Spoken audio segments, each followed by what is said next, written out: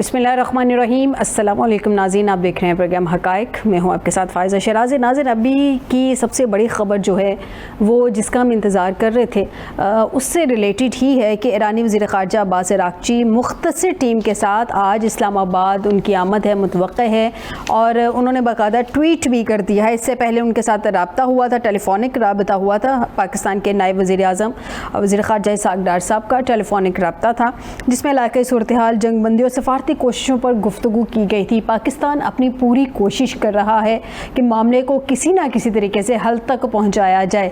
हल तलब है मामला, लेकिन दोनों साइड, दोनों फ्रीकैन जिस तरह की पोस्टरिंग कर रहे हैं नाज़रीन, उसमें ऐसा लग रहा है कि दोनों को एक मेज़ पे बिठा देना आसान काम नहीं है। हम कह देते हैं कि शायद ईरान आ रहा है, दूसरी साइड से इसराइल आ रहा है, या हम अमेरिका आ रहा है, या इसराइल और अमेरिका इकट्ठा बैठ के बात कर रहे हैं, या कभी हम कह देते हैं कि कुशनर वहाँ पे मौजूद है तो वो इसराइल की नुमाइंदगी कर रहे हैं। इन दोनों टीमों को एक जगह बिठा देना बड़ा मुश्किल काम है। बड़ी सफारती कामयाबी है पाकिस्तान की। सफारती कुव्वत तो पाकिस्तान उभर के अल्हम्दुलिल्लाह सामने आया ही है। नाज़रीन, इसहाक़ डार साहब ने इस मौके पर कहा कि देरपाम इस्तेहकाम के लिए मुसलसल मुकालमा और सफारती रवाबित इंतहाई अहम हैं। ईरानी वज़ीर ख़ारजा अब्बास अराग़ची ने ख़ित्ते में पाकिस्तान के मुस्बत और तामीरी किरदार को भी सराहा, जबकि दोनों रहनुमाओं ने करीबी राबते में रहने पर इत्तफ़ाक़ किया है। मामला ईरान की साइड से लास्ट टाइम जब हमने देखा था कि मंगल को राउंड 2 होने जा रहा था, 2.0 जिसकी बात की जा रही थी, लेकिन वो हुआ नहीं, क्योंकि ईरानियंस ने ये अनाउंस कर दिया था कि जब तक ब्लॉकेज ख़त्म नहीं होता तब तक वो नहीं आएंगे, क्योंकि उनके मुताबिक थ्रेटनिंग स्टेटमेंट्स और उसके साथ साथ नेगोशिएशन बातें करना, टेबल टॉक करना, मामला हल करना, ये एक साथ नहीं चल सकते। और नाज़रीन, एक ऑब्वियस सी बात है कि एक विनिंग पोजीशन में जाते हुए अगर दोनों को विन विन पोजीशन चाहिए तो दोनों को थोड़ी सी स्पेस देनी पड़ेगी। लास्ट टाइम भी हमने अपने प्रोग्राम में ये डिस्कस किया था कि सबसे मेन और मुश्किल मरहला ये है कि विनिंग पोजीशन में क्या एक आएगा, दो आएंगे, दोनों को ऑफ रैम्प तो पाकिस्तान ने कर दिया। अब इस मसले को, इस जो इशू को कैसे हल किया जाएगा? और वही हुआ जब एक साइड से ये कहा जा रहा है कि जनाब हम विनिंग पोजीशन में हैं, ईरान हार गया है, ईरान ना हारा है ना हारेगा। ईरान की एक तारीख़ है, ईरान की एक जो तारीख़ अगर हम पढ़ते हैं, शायद प्रेसिडेंट ट्रंप या अमेरिका उस तरह से ईरान की तारीख़ नहीं पढ़ सका, ना तो वो हारते हैं ना हार मानते हैं। बहरहाल जी, एक मस्बत पेशरफ्त हुई है। जे अब्बास अराग़ची साहब मुख्तसर टीम के साथ इस्लामाबाद आज आ रहे हैं। देखते हैं क्या मामला आगे बढ़ते हैं और राउंड 2.0 कब होता है। दूसरी साइड से भी हमें ये देखना होगा कि एक टीम तो ऑलरेडी USA की यहाँ बैठी हुई है, क्या मज़ीद वहाँ से लोग आते हैं इस सब में? इस सब के लिए हमें आज के प्रोग्राम में ज्वाइन किया है ब्रिगेडियर रिटायर्ड फ़ारूक हमीद साहब। बहुत शुक्रिया ब्रिगेडियर साहब, सीनियर एनालिस्ट के तौर पे मुझे ज्वाइन करने के लिए। कर्नल रिटायर्ड साहब कुरैशी साहब स्टूडियो में ज्वाइन कर चुके हैं, बहुत शुक्रिया कर्नल साहब आपका हमें ज्वाइन करने के लिए। नदीम रज़ा साहब सीनियर सहाफ़ी, सीनियर तज्ज़ियाकार, बहुत शुक्रिया नदीम साहब आपका हमें ज्वाइन करने के लिए। कर्नल साहब, सबसे पहले मुझे ये बताइए कि इसको पाकिस्तान की कामयाबी तो ऑब्वियस सी बात है कि हम कंसीडर करेंगे। पाकिस्तान ने पहले भी कोशिशें की, अब भी कोशिशें कर रहा, मुसलसल कोशिश में है, लेकिन एक है मुज़ाकरात, जो अभी हम प्रोग्राम स्टार्ट होने से पहले डिस्कस कर रहे थे। अब मैं चाह रही हूँ हमारे नाज़रीन तक भी ज़रा ये खबर पहुँचे। मुज़ाकरात का राउंड है 2.0, एक है मुज़ाकरात तक पहुँचने का रास्ता हमवार करना। आपको क्या लगता है ये जो सिटिंग होने जा रही है, या ये जो अब आमद है, जैसी बात है बैठ के कुछ ना कुछ तो डिस्कस किया जाएगा, चाहे पाकिस्तान के साथ ही बैठ के डिस्कस किया जाए, ये रास्ता हमवार करने की कोशिश है, ये क्या देख रहे हैं ये जो आमद आ रही है इसको? बिस्मिल्लाहिर्रहमानिर्रहीम। देखिए जी, मुज़ाकर तो ये आसान काम लगता है कि एक मीटिंग हो गई और उसके बाद पॉजिटिविटी नज़र आई बज़ाहिर, और दूसरी में शायद मामला किसी तरफ पहुँच जाए। मगर मैं ये कहना चाहूँगा कि मैं या मेरे कुलीग्स का ये ओपिनियन है कि ये इतना सादा मामला नहीं है, ये बहुत कॉम्प्लिकेटेड मामला है। ये सिर्फ USA, इसराइल, ईरान या सऊदीया या गल्फ़ के एक आध का मामला नहीं है। इसके पीछे सुपर पावर्स भी हैं, इसमें चाइना की इंटरेस्ट डायरेक्टली इन्वॉल्व है। 46 इयर्स की सैंक्शन में अगर ईरान सरवाइव किया तो अनडाउटेडली चाइना की और दीगर कई ममालिक की, जिसमें पाकिस्तान भी शामिल है, उन तमाम की कोशिश से ये सरवाइव किया, क्योंकि वेस्टर्न साइड ने तो कोई कसर नहीं छोड़ी थी। और जो इससे पहले, मैं ये भी अर्ज़ करता जाऊँ कि जो इससे पहले ओबामा इनसे एग्रीमेंट करके अचीव कर गए थे, और जिसको कैंसिल किया ट्रम्प की एडमिनिस्ट्रेशन ने जी, वैसा एग्रीमेंट दोबारा नहीं मिल सकता।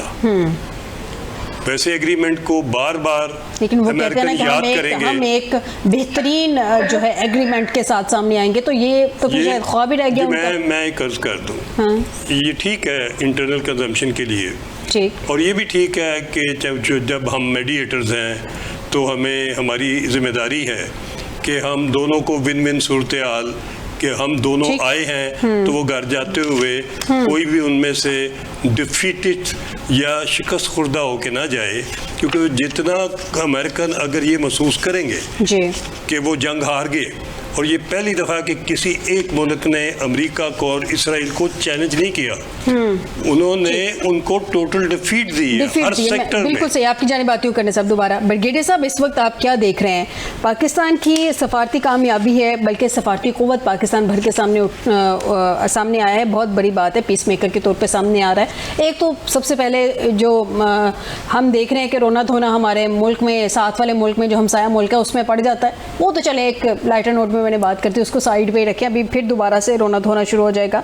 ये जो पेशरफ्त पाकिस्तानी मुसालहती टीम से अच्छी बातचीत और गुफ्तगू का नतीजा है, ऑब्वियसली बात है ऐसा ही है, लेकिन अमेरिका की लॉजिस्टिक और सिक्योरिटी टीम भी मुज़ाकराती अमल के लिए इस्लामाबाद में पहले से मौजूद है, कितना सिग्निफिकेंट है ये? बहुत शुक्रिया। देखिए, ये जो डिप्लोमेटिक प्रोसेस होता है ना, ये डिप्लोमेटिक एंगेजमेंट जिनको कहा जाता है जी, या बायलैटरल टॉक्स हो गई या इंटरनेशनल मीडिएशन, ये मामला ये करूँ सब सर सही कह रहे हैं कि इतने आसानी से ये मुकम्मल नहीं होते। मादी में हमने कितना देखे जनरल अकॉर्ड हुए थे अफगान जिहाद के बाद, पता नहीं कितनी मतलब हुए, अमेरिका भी इससे था, सोवियत यूनियन रूस भी था वगैरह उस जमाने में। फिर हमने दोहा अकॉर्ड देखा, हम तो ये खबर सुनते थे अफगान पार्लियामान जनाब आज तकनी 10वें सेशन के लिए दोहा में जा रहे, कतर में अमरीकियों के साथ बातचीत करने के लिए, एंड में फिर वो 10 पॉइंट अकॉर्ड हो गया और अमरीकी फोर्सेस अफगानिस्तान से चली गई, ये आज से 5 साल पहले।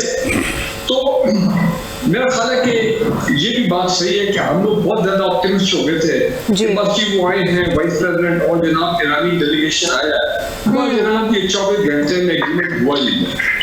बोले तो बात है कि अमेरिकन जो है बिल्कुल वो बहुत कीन है, नजर आ रहा है कि वो कीन है कि वो इस जंग से निकलना चाहते हैं, तो ये जंग उनके गले पड़ गई सही, और ईरानी जो है वो आपको पता है वो तो कहते हैं कि वो तो बाती शहादत के करते हैं, वो नुकसान पे रोना धोना या ये कि हम मारे गए, हम लुटे गए, हम तबाह हो गए, बर्बाद हो गए, उनकी कौम में ऐसी चीज सामने नजर नहीं आ रही। So from that point of view मेरे ख्याल उनका पलड़ा बहुत भारी है। बट हैविंग सेड दैट, ये जो आज रात को आ रही ईरानी फॉरेन मिनिस्टर या बात और इसमें क्लैरिटी आ गई है कि ये कुछ सिर्फ इसलिए नहीं आ रहे कि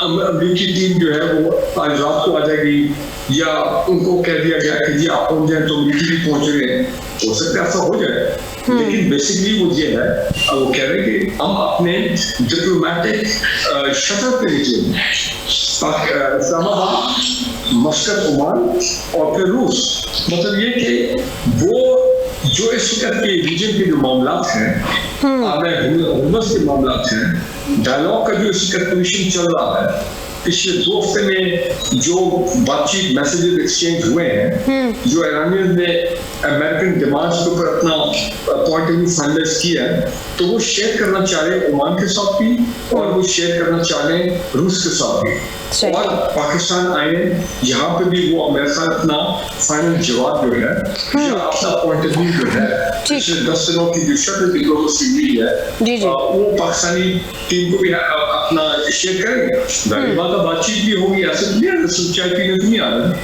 तो मेरा ख्याल ये है कि मेरे दिल में पहले ये था कि गालिबन ये आएंगे, एक 1.5 दिन रहेंगे और फिर शायद आने पे ही फिर ग्रीन सिग्नल जाएगा और अमेरिकन जो है वो कल पाकिस्तान पहुंच जाएंगे। ठीक है। लेकिन अभी तक तो ऐसी कोई सूरत हाल जो है सामने नजर नहीं आ रही कि अमेरिकन कहें कि हम कल आ रहे हैं, ठीक है, तो आप ग्राउंड तैयार करें। बिल्कुल ठीक हो गया। जी जी, चल जाएंगे मस्कत में, लेकिन कम से कम एक पेशरफ्त है, पेशरफ्त है बहुत। जी जी, बहुत बड़ी पेशरफ्त है जी। देखिए, डिप्लोमेसी इज और international mediation is a continuous process. ये एक दिन एक रात एक घंटे की बात नहीं है। ये हो सकता है उसके बाद 2 सेशन और पाकिस्तान इस्लामाबाद में लगे, हो सकता है अगले हफ्ते जो है ईरानी डेलीगेशन फिर आ जाए और फिर अमेरिकन भी पहुंच जाए। बिल्कुल ठीक, बिल्कुल गुफ्तगू आमने सामने बैठ के हो। बिल्कुल। तो अभी हम जिसको कहते हैं कॉशियस ऑप्टिमिज्म जिसको बोलते हैं, हमें उसको रखनी चाहिए, नॉट एक्सपेक्टिंग कि ओवरनाइट कुछ हो जाएगा या कल शाम को कुछ होने वाला है। बिल्कुल सही बात है। इस तरह के मामला टाइम लेते हैं और तारीख में भी हमने देखा रज़ा साहब, इस तरह के मामला जो हैं, जो डिस्कशंस होती हैं, जो टेबल टॉक होती है, जो मुज़ाकरात के दौर होते हैं, बल्कि अदवार होते हैं, वो टाइम लेते हैं, टाइम टेकिंग प्रोसेस होता है। 1 या 2 सीटिंग में 47 साल की दुश्मनी एकदम से ख़त्म नहीं होती। अपने पोस्चरिंग दोनों साइड से चल रही है, वो हम देख रहे हैं, हार्ड लाइनर्स भी सामने आए हुए हैं। लेकिन अमेरिका की जो लॉजिस्टिक और सिक्योरिटी टीम भी मुज़ाकराती अमल के लिए इस्लामाबाद में पहले से मौजूद है। ऐसे में जो हार्ड स्टांस लिया हुआ था, हार्ड लाइन ली हुई थी ईरान ने कि जब तक ब्लॉकेड नहीं ख़त्म होता हम लोग मुज़ाकरात के लिए इस्लामाबाद नहीं जाएंगे, या हमारी टीम या हमारा वफ्द नहीं जाएगा। अब अब्बास इराक़ची साहब का मुख्तसर टीम के साथ इस्लामाबाद में आना, आज क्या देख रहे हैं कि क्या दोनों साइड से जो बर्फ है थोड़ी पिघल रही है, या कुछ बैकडोर कुछ ना कुछ ऐसा डिसाइड हुआ है जिसको आगे बढ़ाने के लिए वो आज यहाँ आएंगे ताकि एक रास्ता हमवार हो अगले राउंड के लिए? बहुत शुक्रिया आपका इस हसास और अहम मौजू पर मुझे मदऊ किया है। और इसमें कोई शक नहीं है कि 47 साल की ये दुश्मनी है जो यकतरफा तौर पे शुरू हुई थी अमेरिका की जानिब से, जिस तरह से पाबंदियाँ लगा के और उसका इस्तेमाल किया गया था ईरान का। और ऐसे में अगर कोई तवक्को रखे कि एक दौर में या 2 दौर या 3 नशिस्तों के अंदर ये मामला हल हो जाएगा, ये मुमकिन है नहीं। बहरहाल एक यानी कि मुस्बत आपको उम्मीद रखनी चाहिए कि इराक़ची साहब आ रहे हैं, इस्लामाबाद पहुंच रहे हैं, जो कि पहले इम्कान जाहिर नहीं किया जा रहा था, उन्होंने मना कर दिया था। लेकिन वो ये सालसी पाकिस्तान की सालसी है जिसकी बुनियाद पर मामलात आगे बढ़ रहे हैं और पसे पर्दा भी पाकिस्तान ही इसके अंदर मुतारिक है, क्योंकि ईरान ने खित्ते के किसी भी मुल्क के ऊपर एतबार करने से वाज़ेह तौर पर मना कर दिया था। क्योंकि पहले आपको याद होगा तमाम सालसी में पहले कतर हाथ हुआ करता था। कतर हमेशा, जैसे हमने अफगानिस्तान के तालिबान का भी देखा, तो उसमें भी दोहा का किरदार रहा था, वहाँ पे दफ्तर भी खोल के दिया गया था उनको। लेकिन जब भी इसी तरह से हमास के भी दफ्तर दोहा में खोला गया था, जब हमास के ऊपर इजराइल ने हमला किया था मुज़ाकराती टीम के ऊपर, उसके बाद से कतर की अहमियत ख़त्म हो गई थी और सारे मामलात निकल गए थे उसके हाथ से। तो ऐसे में कतर बहुत आगे बढ़ रहा था, लेकिन ईरान ने कैटेगरिकली इनकार कर दिया, नहीं पाकिस्तान, क्योंकि पाकिस्तान और ईरान के दरमियान जो ताल्लुकात हैं वो सिर्फ 47 साल के नहीं हैं, वो बड़े पुराने ताल्लुकात हैं। और जब से ईरान था उस वक्त के साथ, उस वक्त भी पाकिस्तान ईरान के एक देरीन ताल्लुकात थे, और दोनों मुल्क का बॉर्डर जो है 900 किलोमीटर से ज़ायद का बॉर्डर है। ठीक है। तो दोनों मुल्क देखें, जो शहीद रहनुमा थे रहबर थे ईरान के supreme leader Ayatollah Ali खामनाई, Kashmir से ख़ास उनको मोहब्बत थी। पाकिस्तान और ईरान की दोस्ती का एक बहुत बड़ा एक ये फ़ाल किरदार रहा है। जब भी कोई बड़ा खुतबा होता था ईद का, तो उसमें कश्मीर का जिक्र ज़रूर होता था। तो इसीलिए आपको याद होगा पिछले साल जो 12 रोज़ा जंग थी, जिसमें उसमें भी जब मुज़ाकरात चल रहे थे, खुशगवार मुज़ाकरात थे और बड़ी पेशरफ्त हो रही थी, ओमान के एक रोज़ पहले मुज़ाकरात हुए थे, अगले रोज़ मुज़ाकरात होने थे, ऐसे में दोनों मुल्कों ने हमला कर दिया था ईरान के ऊपर। तो उस वक्त भी पाकिस्तान ही साथ खड़ा हुआ था ईरान के। बाकी तमाम ममालिक बजाय वो नज़र सबको ही आ रहा है कि वो किसकी तरफ हैं और वो किसकी तरफ उनका झुकाव है। तो ऐसे में अभी भी पाकिस्तान में किरदार है जो ये इराक से यहाँ आ रहे हैं, लेकिन अगर ये कहना मेरे ख्याल में फौरी तौर पे हक बजानिब नहीं होगा कि मुज़ाकरात होंगे, दूसरा राउंड होगा। फ़िलहाल अभी ऐसी कोई उम्मीद नहीं है, क्योंकि जो टीम यहाँ मौजूद है, एक वो लॉजिस्टिक सपोर्ट की टीम मौजूद है, जो एक्चुअल जो मुज़ाकरात कर रहे हैं, JD वेंस और उनका जो वफ्द है कुशनर, वो सब वो अमेरिका ही में मौजूद है। गो के आज वहाँ पे भी वाइट हाउस में भी इजलास एक हो रहा है इसी बारे में। लेकिन इम्पॉर्टेंट चीज़ ये है, जो इराक से यहाँ आ रहे हैं वो सिर्फ पाकिस्तान नहीं आ रहे हैं, ठीक है, वो 6 मुल्की दौरा है उनका ये। यहाँ से वो यहाँ से मस्कत जाएंगे, फिर मॉस्को जाएंगे, क्योंकि ये इन ममालिक को साथ लेके चलना चाहते हैं। जो आप लोगों ने पहले भी बात की थी कि पसे पर्दा दीगर भी ममालिक शामिल हैं, तो उनमें बहरहाल मस्कत का भी अपना हाथ है और मॉस्को का भी हाथ है। वो भी चाहते हैं कि किसी तरह से मामला हल हो, लेकिन ये नहीं हो सकता कि आप मुज़ाकरात की टेबल पे बैठें और फिर गर्दन के ऊपर अंगूठा रख के बोलें कि इसको साइन करें। इसका मतलब ये अंगूठा गर्दन पर रखने का, गले पे आपने हुर्मस को जो है स्टेट ऑफ द हुर्मस, उसको आपने उसकी ब्लॉकेड उसको किया हुआ है, और आप बोले फिर स्टेटमेंट ये जारी करें कि ईरान के जितने भी हुक्काम हैं और उनके जो भी तंजीबात है, उन सब का हमें इल्म है, क्या करते हो, क्या ताकत है, हम जब चाहें आपको निशाना बना सकते हैं। तो ऐसे मुमकिन नहीं है। फिर देखिए जो पहले मरहले में जो सीज फायर की बात हुई थी, जो पाकिस्तान ने भी इसका परमला इजहार किया है, जो मायदा हुआ था, जो आर्जी तौर पे जो जंगबंदी हुई थी, उसमें लबनान का कैटेगरिकली कहा था कि लबनान में भी सीज फायर होगा। लेकिन हमने देखा है इस दौरान भी लबनान में कितने जो खवातीन जर्नलिस्ट मार दी, शहीद कर दी, वहाँ पे जो हॉस्पिटल रिमेन जो रह गए थे उन तक को तबाह कर दिया है। तो ऐसे में मुज़ाकरात तो नहीं हो सकते। बिल्कुल सही कह रहे हैं सर, धमकी और मुज़ाकरात साथ साथ नहीं चल सकते हैं। मैं आपकी बात से एग्री करती हूँ और आपका पॉइंट ही आगे बढ़ाती हूँ, क्योंकि नेक्स्ट क्वेश्चन भी मेरा एग्जैक्टली इसी पॉइंट पे था। करना सर, अभी जो आपने देखा कि नदीम रज़ा साहब ने आपने सुना, उन्होंने कहा कि धमकी और विनिंग पोजीशन में है ना ईरान, तो ऑब्वियसली बात है, हम सब भी ये कह रहे हैं। वो क्यों मतलब जो प्रेसिडेंट ट्रंप पोस्टरिंग कर रहे हैं कि वो दिखाना ये चाह रहे हैं अपने लोगों को, उन पर जो भी प्रेशर हो, डिप्लोमेटिक प्रेशर हो, उन पे पॉलिटिकल प्रेशर हो, जिस तरह का भी प्रेशर हो, लेकिन वो ये दिखाना चाह रहे हैं कि हम अपर हैंड है, हम जीते हुए हैं, ईरान हारा हुआ है, ईरान जो है ना वो लूज़र है। मेरे ख्याल में मेन इस वक्त जो इशू है जिसपे ये राउंड 2 जो मुज़ाकरात का होना था, ईरान नहीं आया। एक तो उन्होंने ब्लॉकेट, वो तो ईरान ऑलरेडी उसको अनाउंस कर चुका था। मेन चीज़ों में डिग्निटी आ जाती है, ईरान बड़ी डिग्निटी वाली कौम है। वो डोनाल्ड ट्रंप कहते हैं जब मैं जीत गया तो ठीक है, अपनी साइड पे आप विक्ट्री क्लेम करें, होना तो यही चाहिए था कि विक्ट्री क्लेम करें और निकलें, लेकिन वो साथ ईरान को वो ये शो करवाना चाहते हैं कि वो हार गया। ईरान ना हारा है, ना हारता है, ईरान की एक हिस्ट्री है, ना ही वो हारेगा, और ये वो चीज़ बर्दाश्त नहीं करता। तो जब आप चाहते हैं कि आप एक चीज़ से निकल जाए, तो आप अपनी साइड की विक्ट्री रखें, दूसरों को अपनी साइड की विक्ट्री रहने दें, विन विन पोजीशन में दोनों निकल जाएं। ये पोस्टरिंग जो है प्रेसिडेंट ट्रंप की, ये कितनी ख़तरनाक साबित हो सकती है? देखिए जी, मैं एक चीज़ अर्ज़ करूं, ईरान आज तक तो डिफेंसिव कर रहा है, डिफेंसिव पोजीशन में है, डिफेंसिव पोजीशन में वो अपने आप को बचा रहा है। ना उसने एटॉमिक न्यूक्लियर वेपन बनाई और बगैर बनाने के वो भुगत रहा है, और अब से नहीं 46 साल से भुगत रहा है। और ना सिर्फ ये, बल्कि उसके एसेट्स किसी भी शक्ल में किसी भी मुल्क में थे। ये बारक ओबामा ने खुद माना था कि 160 बिलियंस है, ये पहली ने, फिर मैं बाप कुछ महीने ठहर के ये एग्रीमेंट का हिस्सा था, फिर वो 60 पे आ गए, उन्होंने 100 बिलियन उड़ा दिया। 60 हो या 160 हो, वो ऑयल की शक्ल में भी हैं, वो एसेट की शक्ल में भी हैं, वो बॉन्ड की शक्ल में भी हैं, वो कैश की शक्ल, वो मुख्तलिफ मुल्कों में मुख्तलिफ शक्लों में। बिल्कुल ऐसे है। क्या उनको रिलीज होता है? क्या आप इंसेंटिव दे सकते हैं? जब तक ट्रंप एडमिनिस्ट्रेशन उनको देगी कुछ नहीं, ये सीज फायर परमानेंट नहीं होगी, ये जंग बंद नहीं होगी। ईरान जब तक टेबल पे उसको कंक्रीट इंसेंटिव नज़र आएंगे तो बैठेगा। और वो क्या होने हैं? वो एक तो ब्लॉकेड ख़त्म करना पड़ेगा।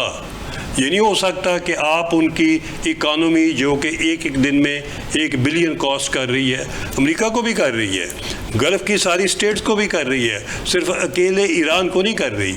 ईरान के पास तो बॉर्डर्स हैं, ईरान के पास तो आसपास बॉर्डर्स हैं जिनसे वो पिछले 46 साल से अपनी सर्वाइवल मैनेज कर रहा है।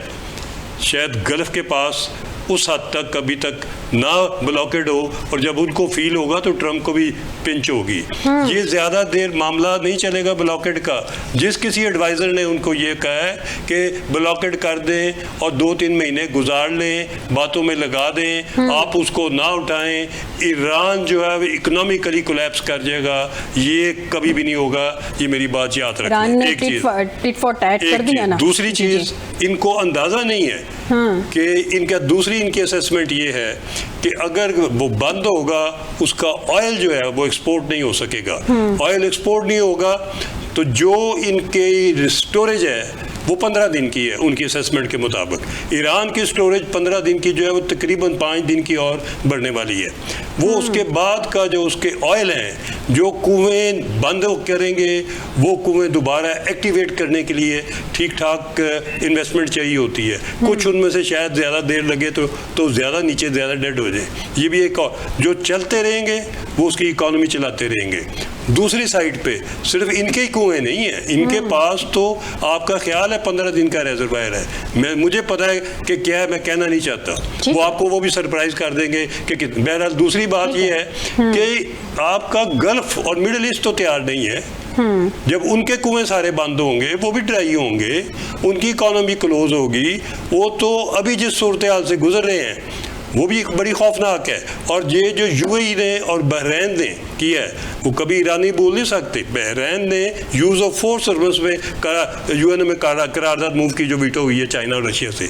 इन्होंने यूएई ने ऑलरेडी इब्राहिम अकॉर्ड साइन किया हुआ है। ये इजराइल के साथ पूरे पार्टनर हैं हर तरीके से, अब से नहीं है, कई सालों से है। और जो ये कर रहे हैं वो ना मुस्लिम कंट्रीज को वारा खाता है, ना वो हमें वारा खाता है, ना ईरान को वारा खाता है। वो किसको वारा खाता है? वो तो आपने बुला के, और अभी भी आप उनको कह रहे हैं ब्लास्ट कर दें सारा, जंग बंद ना होने दें। ये और ये याद रखें, जितना यूएई या उसके रिसोर्स या डिफेंस फोर्सेस हैं वो एक दिन की शायद मारना, मुझे इतनी साल तक कहना नहीं चाहिए था, मगर जब मैं ये देखता हूँ कि हमारी भी दहशतगर्दी में कितना हिस्सा था, और मैं ये भी देखता हूँ कि ग्वादर को डिले करने में किसका कितना हिस्सा था, तो मुझे आज ये लाना पड़ा रिकॉर्ड पे कि यूएई आप भी एहतियात करें।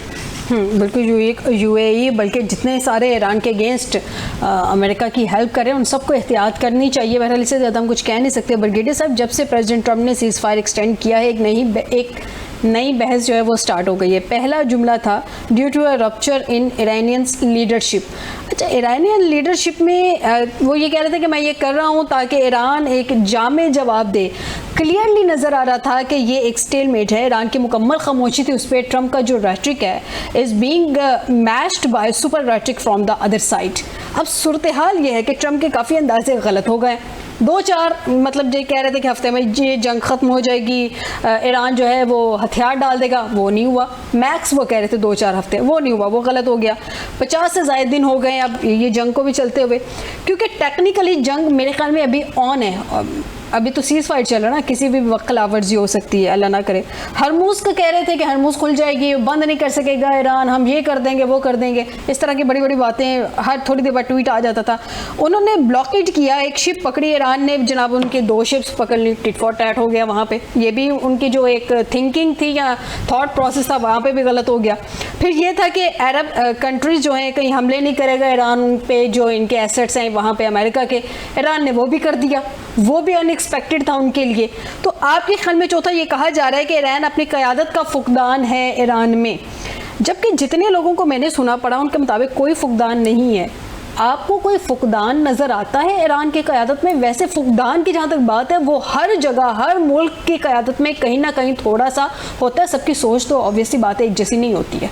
फुकदान नज़र आता है कि डिसीजन मेकिंग में कहीं कमी नज़र आ रही है ईरान की साइड पे?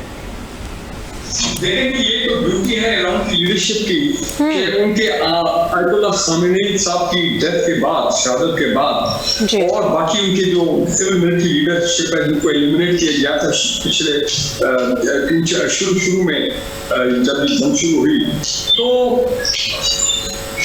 उनका सिस्टम ऐसा है कि ऑटोमेटिकली ये नहीं कि कोई इलेक्शन होंगे तो पार्लियामेंट्री अप्रूवल होगी तो फलां होगा तो कोई इलेक्शन कमीशन होगा, नो, एकदम उनके जो लोग हैं अपने इन लाइन हर जगह वो खुद ब खुद अगले लोग जो है वो आगे, इनका सिस्टम जो उनका अपना एक्सक्लूसिव ईरानी पॉलिटिकल सिस्टम है, हायरार्की को सेट करने का जो उनका सिस्टम है, वो लोग नॉमिनेट हो गए, चाहे पॉलिटिकल हो चाहे वो पाकिस्तानी इंकलाब के लोग हों, सिविल मिलिट्री लीडरशिप, तो लिहाजा उनकी पॉलिसी तो चलती रही। अब देख रहा ये ट्रंप को ये बात कहने की क्या जरूरत है, इतना आप एक जारहाना पोस्ट लगा रहे हैं, आप प्रोवोक कर रहे हैं ईरानियों को कि अब उनके कुछ लोग वो हैं जो कि खलल डाल रहे हैं इस पीस प्रोसेस में, वो एक डील नहीं करना चाहते, इसको अपोज कर रहे हैं, तो हम उनको एलिमिनेट कर देंगे। सही। तो देखिए ना, जब आप इस किस्म की गुफ्तगू करेंगे और फिर आपने पूरा होर्मुज़ को ब्लॉकेट किया हुआ है ताकि ईरान को इकोनॉमिकली स्ट्रैंगुलेट किया जाए और इनको बिल्कुल टाइट प्रॉब्लम में लाया जाए, और ऊपर से फिर सीज फायर भी है जिसपे ईरान तो सीज फायर ऑब्जर्व कर रहा है, ठीक है, मैं मानता हूँ इसराइल अमेरिका वो भी इन अ वे ऑब्जर्व कर रहा है, वो के मैं समझता हूँ कि होर्मुज़ का ब्लॉकेज जो है ये वायलेशन है ऑफ द सीज फायर। लेकिन बहरहाल एक मैं बात बता दूँ आपको, ये जो पिछले 3 हफ्ते गुजरे हैं, चाहे अमेरिका हो चाहे ईरान हो, अब खबरें आ रही है दोनों ने अपनी मिलिट्री पोजीशन को मुस्तहकम रिवाइटलाइज करने की कोशिश कर रहे हैं जी। आज की खबर है कि बड़े पैमाने पर अमेरिकी टैंकर, वो जो बड़े एयरक्राफ्ट हैं जो रिसीविंग करते हैं इन दी एयर, वो बड़ी तादाद में, और उनके बॉम्बर जो हैं वो बिल्कुल गल्फ की तरफ मूव कर रहे हैं और अपनी पोजीशन संभालते हैं कि इन केस अगर एकदम लड़ाई छिड़ जाती है तो फिर अमेरिका की सिचुएशन हो कि वो अपने हमले एकदम शुरू कर दें।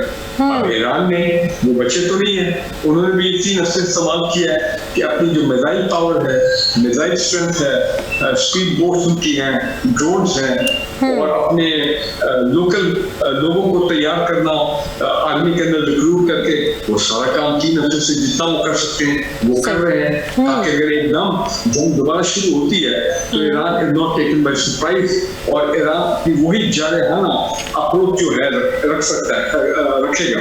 एक मैं बात बता दूं, मैं नहीं समझता हूँ कि ईरान जो है वो एक दफाई जंग लड़ रहा है, ठीक है, वो अपनी सालियत, अपने सोवरेनिटी, अपने खुद मुख्तारी को डिफेंड कर रहे हैं, उनके लिए एग्जिस्टेंशियल थ्रेट है। लेकिन कोई मुसलमान मुल्क मुझे बता दें, मैं नहीं समझता आगे कभी कोई मुसलमान मुल्क के दुनिया में आगे आएगा जो कि जिस जारहाना अप्रोच के साथ ईरानियन ने रिटेलिएट किया पिछले 5 हफ्तों में, चाहे वो अमेरिकन बेसिस हो गल्फ में या वो इसराइल के तरफ जो उन्होंने मिसाइल स्ट्राइक्स की, तकरीबन उसको गजा का एक सबक सिखा दिया है इसराइल को। सो ईरान ने बिल्कुल जाहिलियत का जवाब दिया, बड़ा खुल के दिया। एक मैं बात बता दूं, ओमान क्यों जा रही है? देखिए, ओमान पीछे इन्वॉल्व था अमेरिका और ईरान के दरमियान जो जोड़ी टॉक्स हुए थे, न्यूक्लियर टॉक्स, उसमें ओमान वाज इन्वॉल्व और ओमान फैसिलिटेट करता, ओमान मीडिएट कर रहा था। तो मेरा ख्याल है उन्होंने समझा है कि गालिबन वक्त आ गया है कि ओमान को भी जो मौजूदा टॉक चल रहे हैं, जो मौजूदा मैसेजेस एक्सचेंज हो रहे हैं, जो मौजूदा पोजीशन है दोनों साइड्स की, ओमान को भी ऑन बोर्ड किया जाए, दिया जाए। और इसी तरह वो रूस भी जा रहे हैं ताकि उनको भी टोटली ऑन बोर्ड लिया जाए। I will not be surprise कि कल आपको खबर मिले कि वो चीन भी जा रहे हैं और चीन के साथ भी बातचीत कर रहे हैं to bring them on board with their position in the Gulf। तो ये एक शक्ल डिप्लोमेसी चल रही है। मैं नहीं समझता हूँ कि ईरान बैक ऑफ करेगा, मैं नहीं समझता हूँ कि ट्रम्प जो सुबह शाम जिसकी जो पोस्ट है वो हम लोग तो कंफ्यूज हो गए, वो कहता कुछ है करता कुछ है, ईरान कुछ करता है, वो कुछ आता है, शाम को कोई और पोस्ट होती है, रात को कोई और पोस्ट होती है, यू टर्न लेता है, तो बड़ी अनरिलायबल किस्म की उसकी पोस्ट है। सो एक उसने भी ठीक ठाक, ट्रंप ने भी कंफ्यूजन जो है वो क्रिएट की हुई है। ट्रंप ने बेसिकली ब्रिगेडियर साहब ज़्यादा कन्फ्यूजन क्रिएट की हुई है। अच्छे खासे मुज़ाकरात होने जा रहे थे जिसमें आप साथ साथ धमकियाँ भी दें एक ही ट्वीट में और साथ साथ आप मुज़ाकरात की बात भी करें तो उससे ट्रिगर हो गया ईरान। मुझे पर्सनली ऐसा लगता है। एक ब्रेक की तरफ जाते हैं, ब्रेक से वापस आते हैं तो मज़ीद डिस्कशन करेंगे। नदीम रज़ा साहब से पूछेंगे कि ये जो एजम्पशंस पे चल रहा है प्रेसिडेंट ट्रंप, ये कितनी नुकसानदेह साबित हो सकती हैं और खुदा न खासा जिस तरह की तैयारी दोनों साइड से की जा रही है, अगर ये मामला सेटल नहीं होते तो क्या कोई नई और खौफनाक जंग छिड़ सकती है। इस ब्रेक के बाद